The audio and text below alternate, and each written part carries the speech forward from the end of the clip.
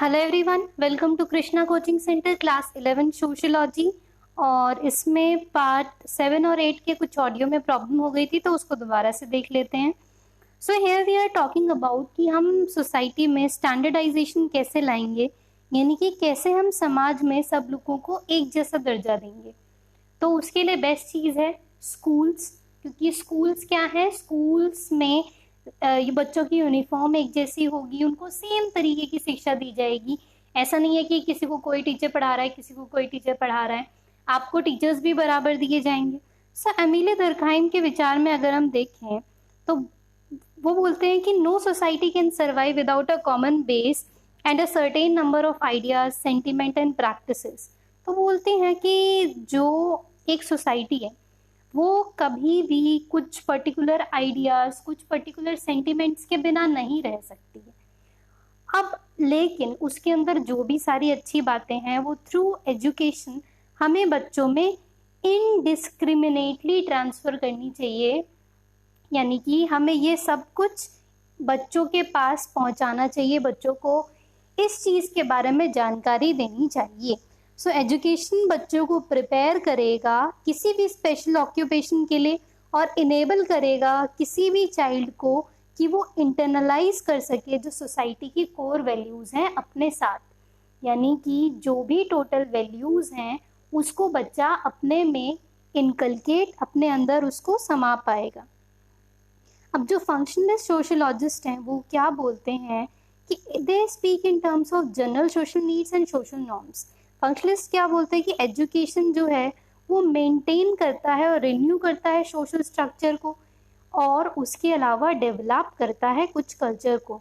So education system जो important mechanism है किसी भी selection and allocation of individual के लिए, ताकि जो उनके फ्यूचर रोल्स है सोसाइटी में उसको ठीक से समझा जा सके। इसको ऑल्सो रिगार्ड किया जाता है as a ground for providing one's ability, और ये एक सिलेक्टिव एजेंसी है for different status according to their abilities. Simple सी वही सिंपल बातें बोली जा रही हैं यहाँ पे।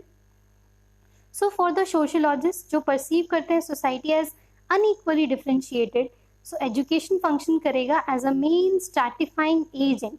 अब देखो कहीं ना कहीं एजुकेशन भी स्ट्रैटिफिकेशन का काम करता है। स्ट्रैटिफिकेशन मतलब जब हम चीज़ों को ग्रुप में डिवाइड कर देते हैं, तो जो इंसान ज़्यादा पढ़ लिख जाएगा, जो बढ़िया तरीके से एजुकेशन हासिल कर पाएगा, उसको सोसाइटी ऑब्वियस सी बात है एक ऊपर वाले स्टेटा में रखेगी, ऊपर वाले ग्रुप में रखेगी, और नीचे वाले को नीचे वाले स्टेटा में रखेगी। अब देखो इसमें शुरू में तो लोगों को कोई प्रॉब्लम नहीं थी, उन्होंने कहा भैया जिस हिसाब से बच्चा मेहनत करेगा उस हिसाब से उसको ये सारा वर्क, सारी जो पोस्ट है ये सब कुछ मिलेगी। लेकिन वहाँ पे फिर पियर बोर्डो का आइडिया आता है, that is culture of excellence, यानी कि जिनके घर परिवार में कल्चर ऑफ एक्सीलेंस रहेगा, यानी कि जहाँ पे ऑलरेडी पढ़े लिखे लोग हैं, वो बार बार पूछेंगे हाँ बेटा पढ़ाई कैसी चल रही है, कुछ चाहिए तो नहीं, एक्स्ट्रा ट्यूशन्स की तो ज़रूरत नहीं है। बट अगर कोई ऐसा परिवार है जिसमें मैं अकेला ही बच्चा हूँ, जो पहला बच्चा हूँ जो पढ़ने के लिए आया हूँ, तो वहाँ पर चीज़ें कैसे मेंटेन होगी, इस चीज़ को तो हमें थोड़ा समझना पड़ेगा ना कि how somebody is going to manage there. तो वो बच्चा तो पीछे रह जाएगा। या फिर अगर हम उस बच्चे की बात करें जो कंपैरेटिवली किसी कम अच्छे स्कूल में है, और वो बच्चा जो बहुत ही महंगे महंगे स्कूल्स में ट्यूशन्स में कोचिंग्स ले रहा है, वो तो ज़्यादा प्रिविलेज हो जाएगा। सो हमारा चैनल का भी मकसद ये था कि जो प्रिविलेज हो ना वो सबको बराबर मिले, क्वालिटी एजुकेशन सब तक पहुंचना चाहिए। सो ऐसा सोसाइटी में हमें कई बार देखने को मिलता है। सो कुछ आर्ग्यू करेंगे कि इससे जो है ये अच्छी एजुकेशन भी तो प्रिविलेज बच्चों को ही मिलती है। जो प्रिविलेज स्कूल के बच्चे होंगे वो ज़्यादा कॉन्फिडेंट होंगे, ज़्यादा समझदार होंगे। तो एक तो ये मुद्दा हो गया। दूसरा क्या मुद्दा हो जाता है देश से कि एक तरीके से बच्चे एडमिशन तो ले लेते हैं, भाई गवर्नमेंट ने बड़ा प्रेशर बना रखा है, लेकिन जब भी हार्वेस्ट सीजन होता है, क्रॉप कटाई का सीजन होता है, जो SC ST होते हैं या जो गर्ल्स होती हैं स्कूल में, उनकी अटेंडेंस ऑलमोस्ट ज़ीरो हो जाती है।